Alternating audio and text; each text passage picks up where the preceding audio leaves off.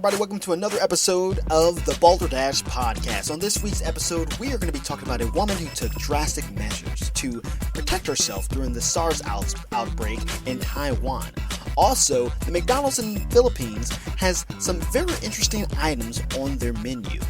Lastly, we'll talk about how the state of Illinois is eliminating their grocery tax.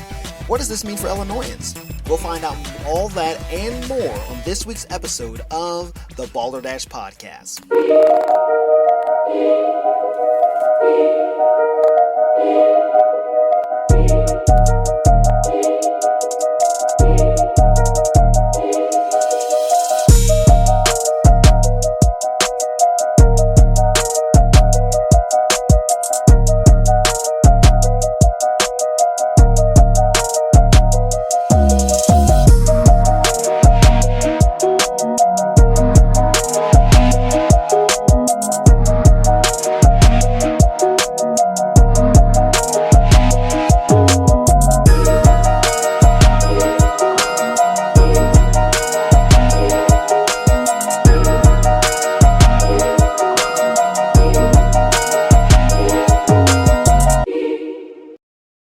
God dang it.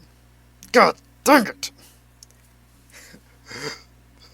Man, that wasn't on the whole time. God dang it.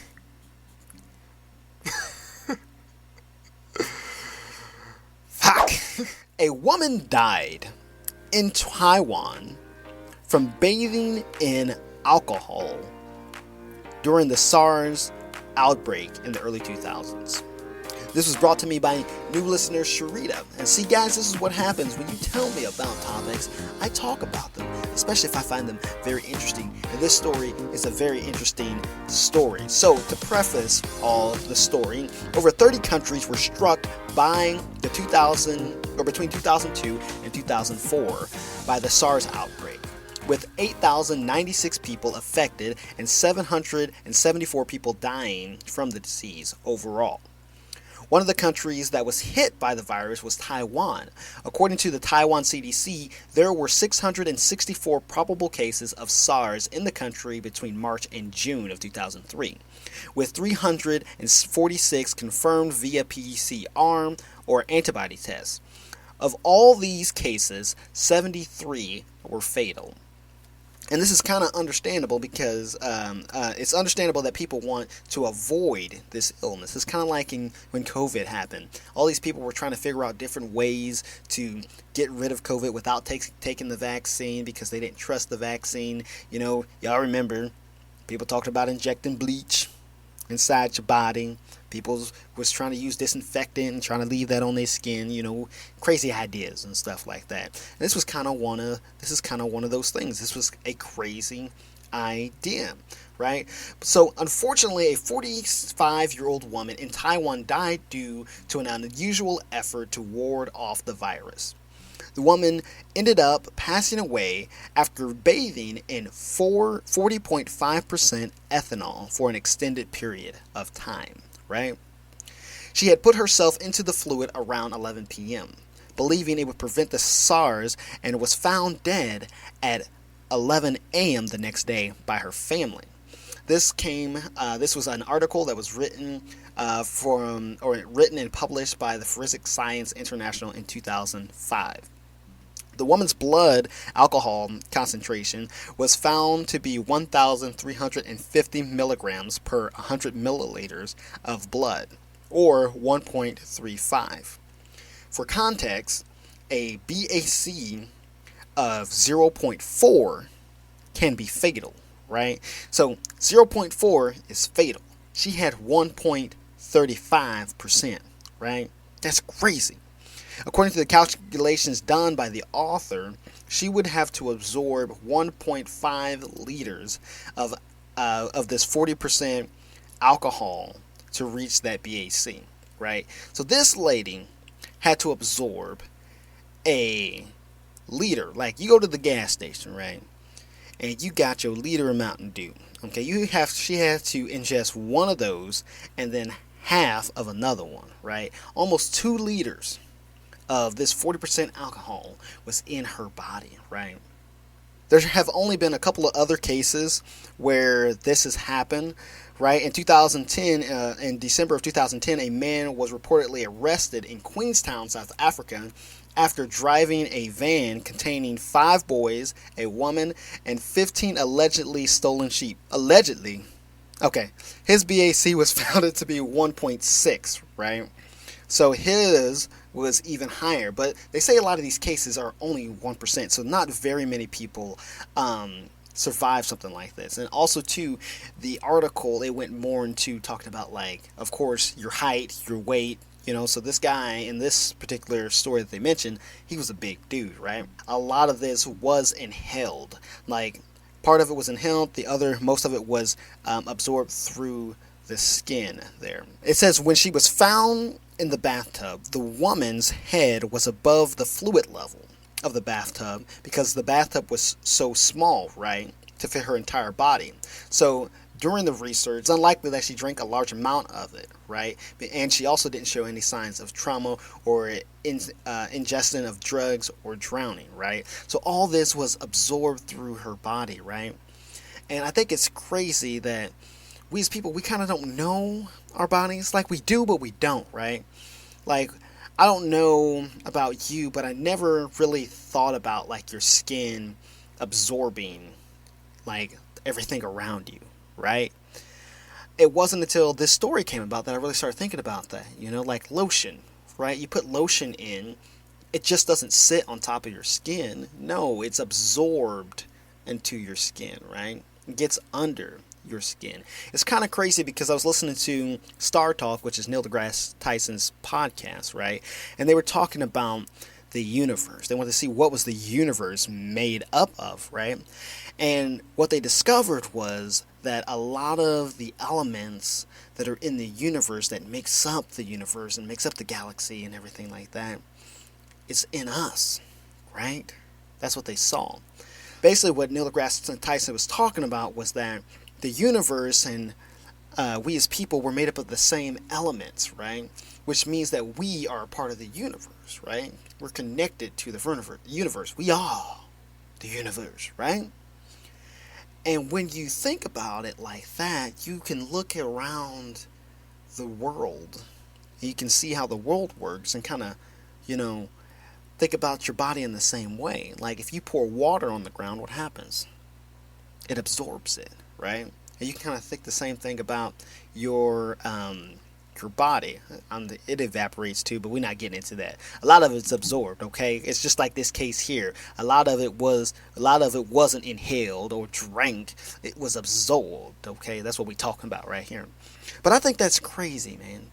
And it's crazy how the mind works, right? Your brain will make you think or do certain things to protect itself, right? And this is a sad case of that, right? And I wish that we as people, we knew a little bit more about our bodies, because if she knew that, I don't know if she would have done it. But then again, also too, you have to think about it. She was probably just going to stay in there for a little bit and then accidentally fell asleep, type of a deal. So I don't know. This is a sad story, but it was just a very interesting story. So this next story came from the Patreon Patriarch, and it's really not like a story or anything, but my dad was, he sends me Instagram videos all the time, right? He'll send me this big old list, so I'll go through them and I'll look through them, and a lot of them are pretty interesting stories, right? And one that I found pretty interesting, I was on the phone with him, he said, Joe, he said, do you know McDonald's is serving fried chicken, right? And spaghetti? And I was like, I heard they was doing spaghetti, but that was a long time ago. That was like late 90s, early 2000s that I heard they was doing spaghetti, right? And I was like, but I didn't know if they was doing fried chicken. I was like, you talking about like in-bone chicken? We talking about like chicken strips, because they did the chicken strips. He was like, no, it's in-bone chicken. I was like, I don't know if I would trust it, right? And then I went to go look this up, and that's not something that they actually do here in the United States. They do that in the Philippines, right? And so then I started looking through their menu, right? And I was thinking to myself, in different countries, they eat different things. So the McDonald's, even though they kind of have to stick with the same thing, they have to kind of mix it up for other countries.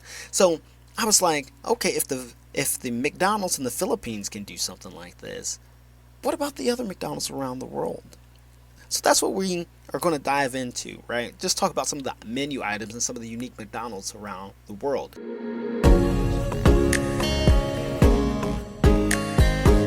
So, in the Philippines, of course, we just talked about, you can get a 2-piece chicken meal and spaghetti, right?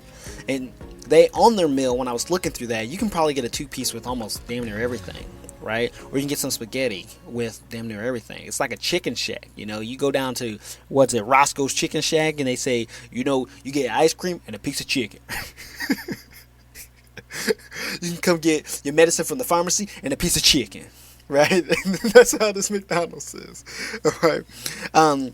I didn't know, my boy Matt at work, he was telling me that in Chicago, there's a McDonald's that has a buffet. And I was just like, what you talking about, Willis? A McDonald's that got buffet? Like, everybody know that McDonald's breakfast is probably the best part of McDonald's. You know, you could probably eat McDonald's breakfast all day. All day. Right? And so I was like, now you're telling me they got a buffet? So I looked this up. Yeah, and in Chicago, what is it? I had the address. This McDonald's located on 1035 West Randolph Street in Chicago, Illinois. It has a McDonald's buffet. And these prices run from $10 to $20 a person, right? So that means if you got all the McMuffins, all the eggs that aren't good, all the burritos, you know what? Actually, let's sit down and let's think about this, okay? Right? We already know McDonald's food ain't the healthiest, right? Okay? And it's so bad, people talk about it. Like, McDonald's food is so bad, it is like the only fast food place that you go and eat and you feel bad afterwards, right? I go to Burger King, Rally's, Wendy's. I can go to all these places and eat it and be like, man, that was delicious, man. That was pretty good, you know? I should not be going to McDonald's, getting a double cheeseburger, right? With fries and a burn your soul Sprite, right? Eat all of that. And then 2 hours later, feel like I got a freaking rock in my stomach, right? Like, literally, McDonald's stomach does the opposite of White Castle. See, when you eat White Castle, it makes everything loose, and now you go into the bathroom, right? Now, it's the opposite with McDonald's, okay? See, I'm one of them people, I've done this before. Like, if I knew that I was going to be working for a long time and I wasn't going to have a chance to eat like dinner or something, I'll go to McDonald's and I'll get me a double cheeseburger with fries and a Sprite. And I know that's going to hold me for the next 2 or 3 days, right? Like, it's going to be one of them things to be like, dang, man, 1, why am I not hungry? And 2, why have I not been to the bathroom in like 3 days, okay? And it's because of the McDonald's, okay? So now we know McDonald's is unhealthy, okay? So now you're telling me you got this unhealthy McDonald's, okay? And now you're telling me you got buffets. We all know about buffets, right? And the people can get as much food as they want, right? But just all like the diseases and stuff, like people, just sticking their fingers in there. You got little kids that'll go to the chocolate fountain, dip their pineapple in it, take their pineapple out, lick it, and then put it back in, and then they walk off, and then you come back, and you like, oh yeah, I'm going to eat some of this chocolate, and it's got little Billy's germs in it. The buffets are disgusting. So now you've got the unhealthy McDonald's and the unhealthy buffet, and you bring them together, and they get married. Now you're serving it to people. When you start thinking about it, it's a bad idea, but I'm interested. But this next one is a Bulgogi burger, a South Korean dish that's a take on Korean barbecue meat in a sweet and spicy sauce served with a pork patty. McDonald's is doing barbecue, right? Y'all think the McRib is good. That sounds real good. I go to South. Wait. Okay, I go to South Korea. I won't go to North Korea, but so I go to South Korea and go get this thing. The next one is the Toro pie, A pie sold in Asian markets with crust filled with a sweet purple chunky mashed potato like filling made from taro, a purple tuber that grows in the Pacific island. This looked pretty good, right? I don't like the way they described it. Like it was good for a second. It was like crust filled, perfect, with a sweet, perfect, purple. I like the color purple, right? I like the movie, but I just like the color, purple, chunky. Ooh.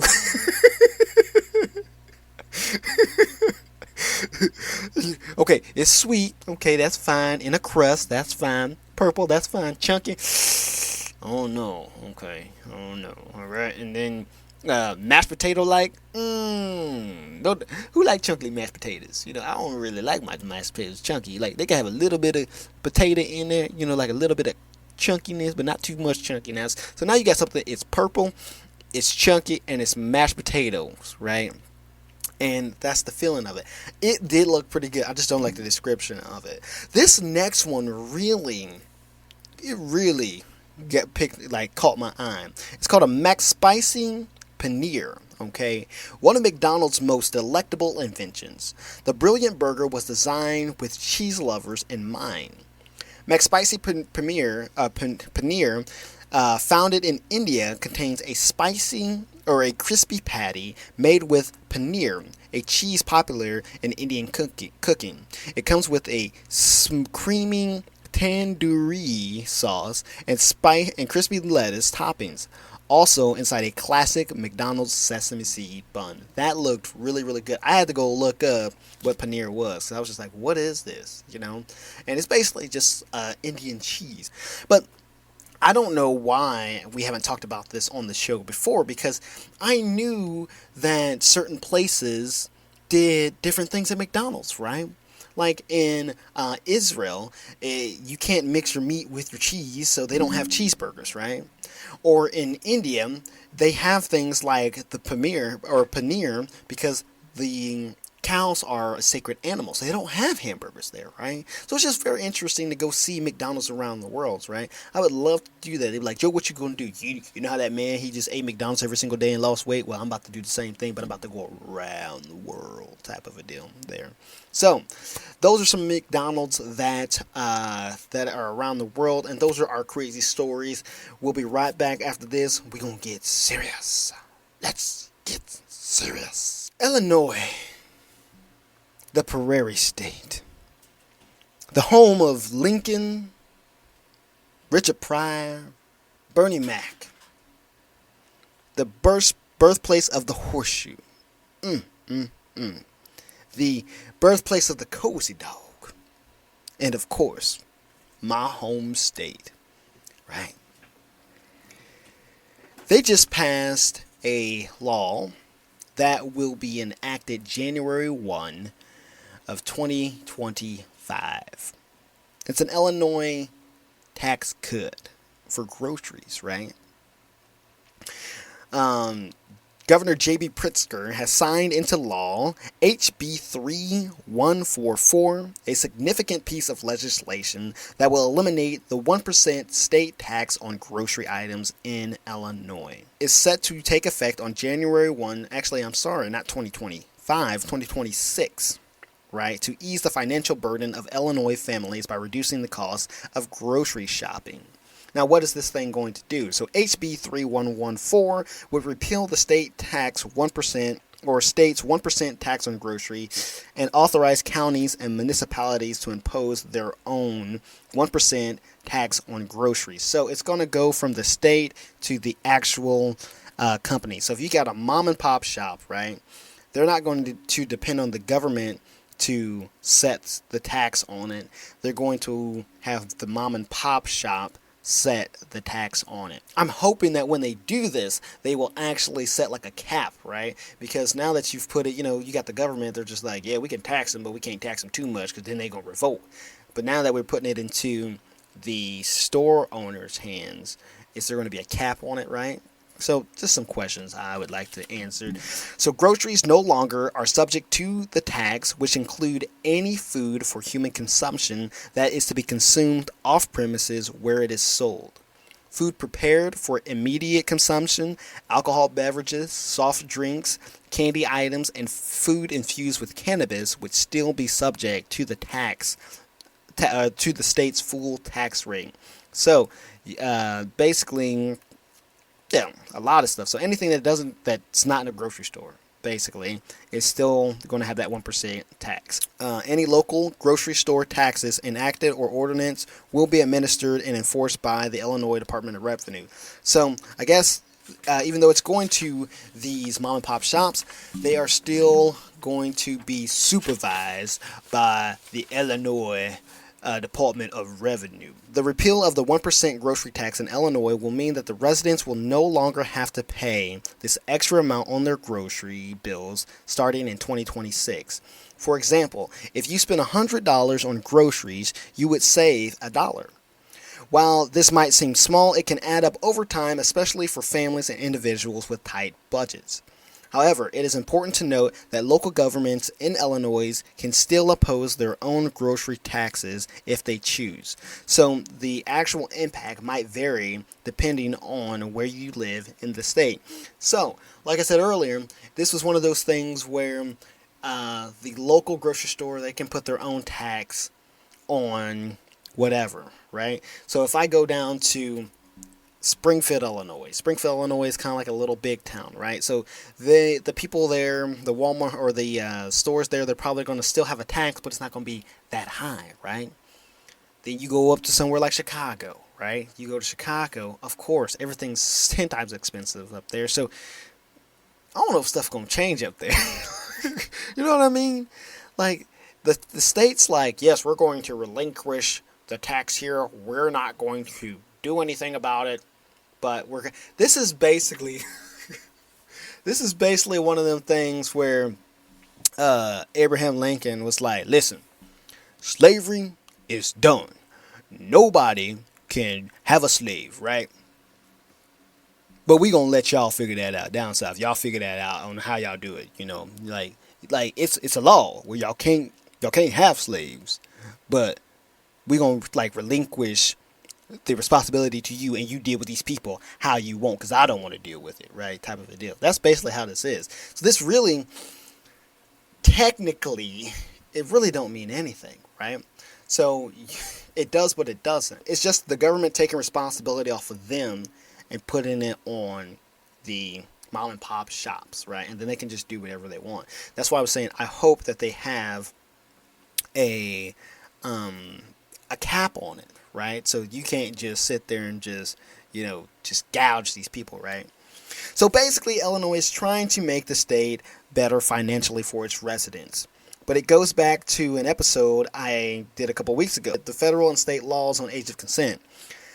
How can the bigger government put a law into place and the smaller government choose to abide or refuse the law, right? Like, how is the government going to say we're going to take away the 1% tax, but we're still going to give the responsibility to the mom and pop shops, and they can do whatever the hell they want? So now you go to these mom and pop shops. What if there is no cap? Now, instead of having the 1% tax in these stores in Chicago, maybe the mom and pop shop can do 2 or 3%. So now people are even paying more, right? Like I said, this is just the government. This is just the government taking responsibility off of them and putting it onto the smaller businesses there. So what do you think about that? Do you think it's a good thing? That's what I want to know. Do you think it's a good thing? My people in Illinois, tell me what you think about this, right? Do you think this is going to be a good thing to happen? Or do you think it's going to be a bad thing to happen? Like I said, if you live anywhere probably south of Chicago, it's probably really not going to affect you that much, right? You're probably going to be at the 1% or maybe lower than the 1%. But up there in Chicago, that's what I'm worried about. Up there in the bigger cities, Chicago, Peoria, Champaign, this is where they have a lot of people, a lot of tourists and stuff like that. You know, Springfield's even kind of that town that has a lot of tourists in there. So are they going to keep are they going to raise the tax, or are they going to lower it?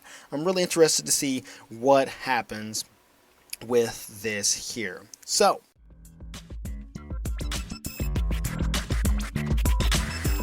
the slinky was accidentally invented during World War II. In 1943, naval engineer Richard James was working on springs to stabilize sensitive equipment on ships. One day, he accidentally knocked over a spring, and to his surprise, it walked down a shelf instead of falling. This fun fact is brought to you by Gateway Pro Production. Photography, video, or audio, Gateway Pro is there to help you make memories last forever.